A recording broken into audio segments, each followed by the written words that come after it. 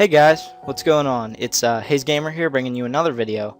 Today I'm doing something a little bit different from like a usual playthrough. Basically, this game, it's a text-based game named Katawa Shoujo. It's a Japanese anime game, which I've already said it's text-based, and I'm gonna say it originated from 4chan about, I think my friend told me 5 years ago, and it's been in development ever since. The artwork's been good. I've looked at it. And I want to say, well done with the game, guys. And, he was like, well, maybe you should do a Let's Play of it. So I was like, okay. And then I told another friend, I was like, maybe you should do a Let's Play of it. So me and him are going to be doing a Let's Play. He's doing a separate one, and I'm basically going to link his in the description. So you can basically see how our decisions maybe differ from one another. So, yeah, right about now, let's just get into the Let's Play. So there is a lot of talking, mind you, so if you don't like those kind of games, then I suggest maybe you watch another one of my videos. But, yeah, for my subscribers and friends, I hope you enjoy. Now, we have to disable adult content, obviously, because of YouTube's rules and regulations, but, yeah, let's get on to Katawa Shoujo. These will be my first intentful reactions on the game, so hope you enjoy. Okay. A light breeze causes the naked branches overhead to rattle like wooden wind chimes. This is a popular retreat for couples in the summer. The deciduous trees provide a beautiful green canopy, far out of sight of teachers and fellow students. But now in late summer, it feels like I'm standing under a pile of kindling. I breathe into my cupped hands and rub them together furiously to prevent them from numbing in this cold. Just how long am I expected to wait out here anyway? I'm sure the note said 4 o'clock p.m. Ah yes, the note. Slipped between the pages of my math book while I wasn't looking. As far as cliches go, I'm more a fan of the letter in the locker, but at least this way shows a bit of initiative. As I ponder the meaning of the note, the snowfall gradually thickens. The snowflakes silently falling from the white painted sky are the only sign of time passing in the stagnant world. Their slow descent upon the frozen forest makes it seem like time is slowed to a crawl. The rustling of a dry snow underfoot startles me, interrupting the quiet mood. Someone is approaching me from behind. Hi, Hisao. You came? A hesitating, barely audible question. However, I recognize the owner of that dainty voice instantly. I feel my heart skip a beat. It's a voice I've listened to hundreds of times, but never as more than an eavesdropper to a conversation. I turn to face this voice, the voice of my dreams, and my heart begins to race. So I guess we found his love interest in the game so far. Wanako, I got a note telling me to wait here. It was yours? Damn it. I spent all afternoon trying to come up with a good line, and that was the result. Pathetic. Pretty bad line, I must say. Yes. I asked a friend to give you that note. I'm so glad you got it. A shy, joyous smile that makes me so tense I couldn't move a single muscle even if I tried.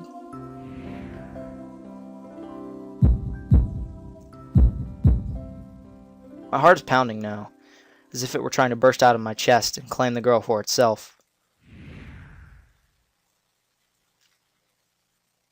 So, here we are, out in the cold. Once again, the wind stirs up the branches. The word I don't know noise is music to my ears. Owanako flinches, ever so softly, against the gust of wind. As it passes, she rights herself, as if supported by some new confidence. Her eyes lock with mine, and she lazily twirls her long dark hair around her finger. All the while, the anxious beating of my heart grows louder. My throat is tight. I doubt I could even force a word out if I tried. You see, I wanted to know if you'd go out with me. I stand there, motionless, save for my pounding heart. I want to say something in reply, but my vocal cords feel like they've been stretched beyond the breaking point. Hisao, dramatic music, ooh! I reach up to try to massage my throat, but this only sends spikes of blinding pain along my arms. Hisao? My whole body freezes, save for my eyes, which shoot open in terror.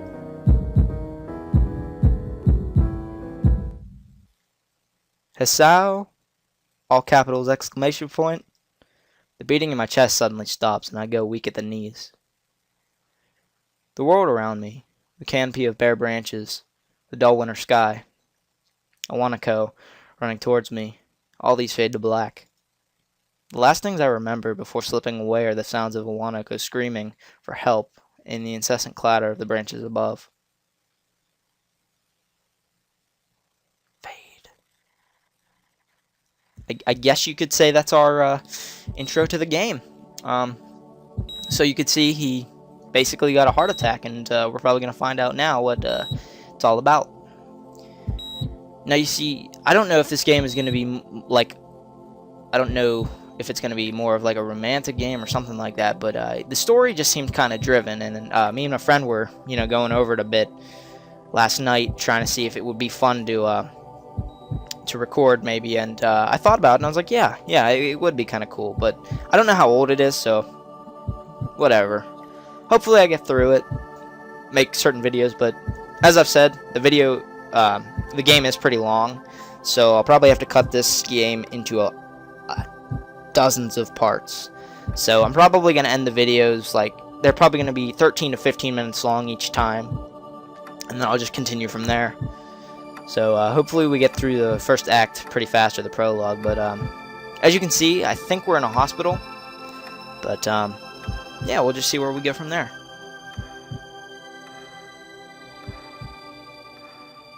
So,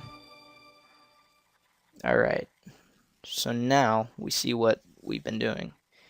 It's been 4 months since my heart attack. In that whole time, I can probably count the times I've left this hospital room unsupervised on one hand. 4 months is a pretty long time when you're left alone with your thoughts, so I've had plenty of time to come to terms with my situation. Arrhythmia. A strange word. A foreign, alien one. One that you don't want to be in the same room with. A rare condition. It causes the heart to act erratically and occasionally beat way too fast. It can be fatal. Apparently, I've had it for a long time. They said it was a miracle that I was able to go on so long without anything happening. Is that really a miracle? I guess it was supposed to make me feel better, more appreciative of life. It really didn't do anything to cheer me up. My parents, I think, were hit harder by the news than I was. They practically had 2 hemorrhages apiece. I had already had a full day by them to digest everything. To them, it was all fresh. They were even willing to sell our house in order to pay for a cure.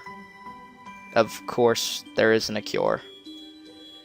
Because of the late discovery of this condition, I've had to stay at the hospital to recuperate from the treatments. When I was first admitted, it felt as if I was missed. For about a week, my room in the ward was full of flowers, balloons, and cards. But the visitors soon dwindled, and all the get-well gifts began trickling down to nothing shortly after.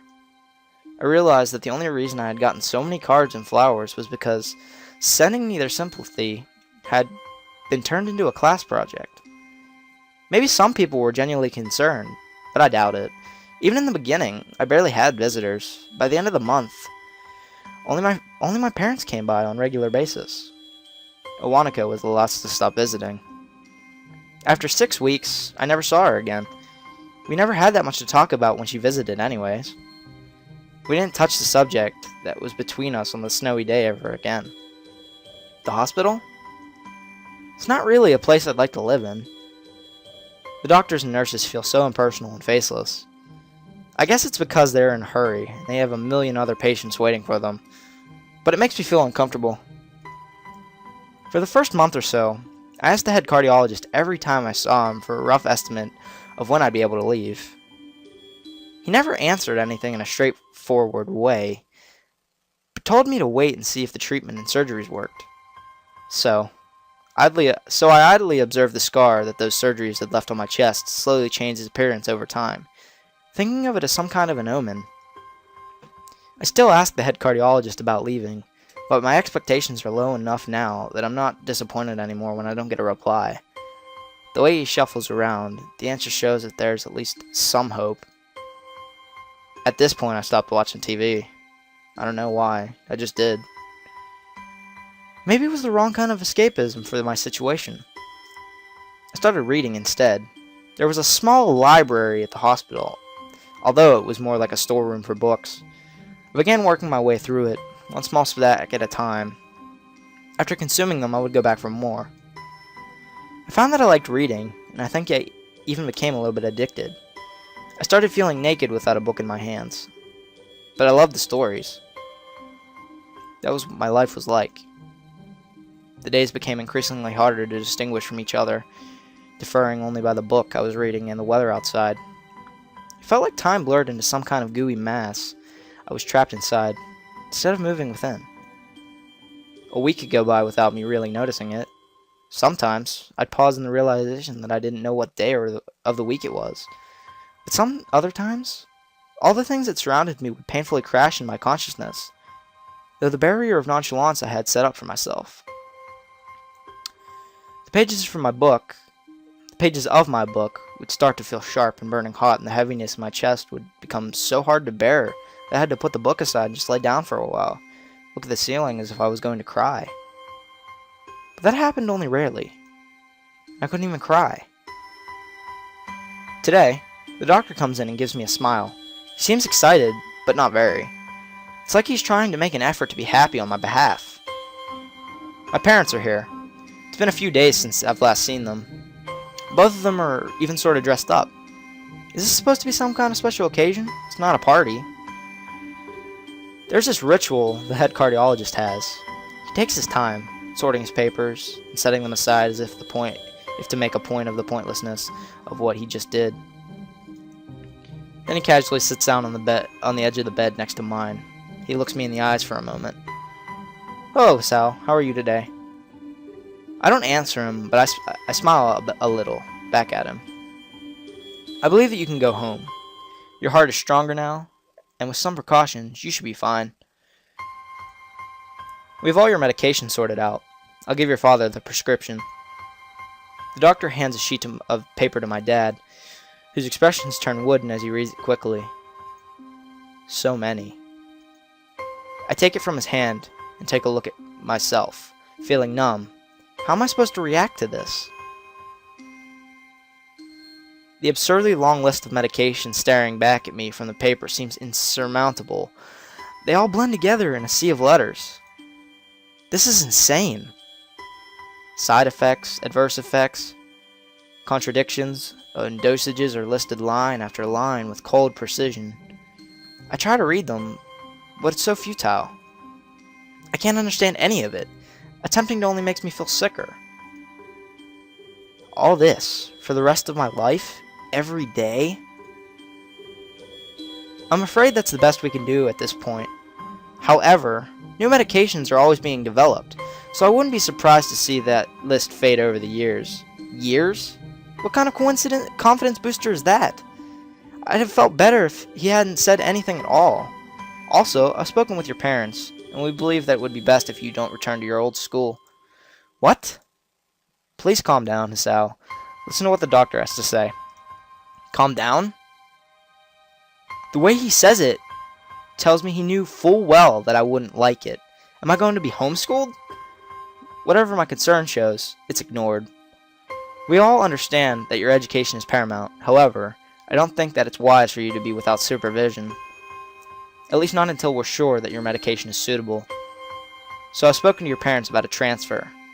It's a school called Yamaku Academy that specializes in dealing with disabled students. Disabled?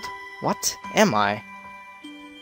It has a 24-hour nursing staff, and it's only a few minutes from a highly regarded general hospital. The majority of students live on the campus. Think of it as a boarding school of sorts. It's designed to give students a degree of independence, while keeping help nearby. Independence? It's a school for disabled kids. Don't try to disguise that fact. If it was really that free, There wouldn't be a 24-hour nursing staff, and you wouldn't make a hospital being nearby a selling point. Of course, that's only if you want to go, but your mother and I aren't really able to homeschool you. We went out there and had a look a couple of weeks back. I think you'd like it. Looks like I really don't have a choice. Compared to other heart problems, people with your condition usually tend to live long lives. You'll need a job one day, and this is a good opportunity to continue your education. This isn't an opportunity. Don't call it an opportunity. Don't call it a goddamn opportunity. Well, you should be excited at the chance to go back to school. I remember you wanted to return to school. And while it's not the same one, a special school, that's an insult. That is what I want to say. It's a step down. It's not what you think. All the students there are pretty active, in their own sort of way. It's geared towards the students that can still get around and learn, but just need a little help in one way or another. Your father's right, and many of the graduates of the school have gone on to do amazing things. A person doesn't have to be held back by their disability. One of my colleagues in another hospital is a graduate. I don't care. A person doesn't have to be held back by their disability. That's what a disability is. I really hate that something so important was decided for me, but what can I do about it? A normal life is out of the question now. It's funny. I'd always thought my life was actually kind of boring, but now I miss it. I want to protest. I want to blame this lack of reaction on shock or fatigue. I could easily yell out something now. Something about how I can go back to school anyway, but no. I don't say anything. Fact is that I now know it's futile. I look around the room, feeling very tired of all this. The hospital, doctors, my condition, everything. I don't see anything that would make me feel any different. There really isn't a choice. I know this. But the thought of going to a disabled school, what are those even like? As much as I try to put a positive spin on this, it's very difficult. But let me try. A clean slate isn't a bad thing. That's all I can think of to get me through this. At least I still have something. Even if it's a special school, it's something. It's a fresh start and my life isn't over. It would be a mistake to just resign myself to thinking that, at the very least, I'll try to see what my new life will look like.